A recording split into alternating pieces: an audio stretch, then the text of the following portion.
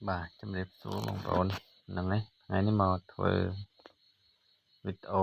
បង្ហាញត្រូវពីដើមទើបតែបាញ់ស្លេចហើយថ្មីស្រស់ស្អាតហើយ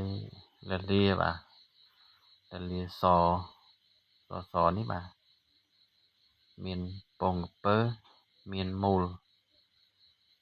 ហើយបងប្អូនចាប់អារម្មណ៍អាចកម្មង់បានរលាពងក្រពើថ្មីពុំថ្មីទើបតែធ្វើ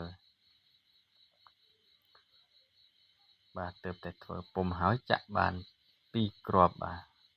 ហ្នឹងហើយរលាពងក្រពើហើយ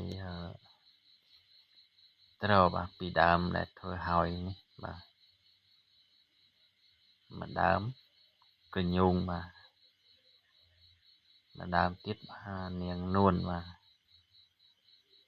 នឹងហើយបងប្អូនចង់បានត្រូវពីដើមនេះមិនទាន់មានម្ចាស់ទេហើយប្រលួតម៉ូដថ្មី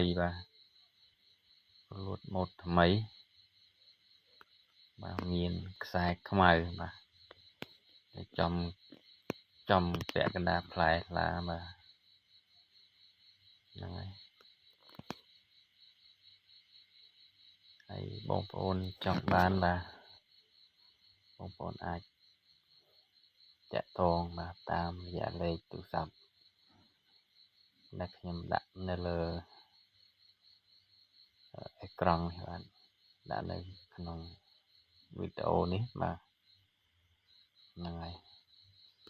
យលេខទូរស័ព្ទរបស់ខ្ញុំគឺមានតែមួយខ្សែនេះឯងហ្នឹងហើយបងប្អូនចង់តាក់ទងតាម Telegram ក៏លេខនេះដែរហ្នឹងហើយធូរថ្លៃទេបងប្អូន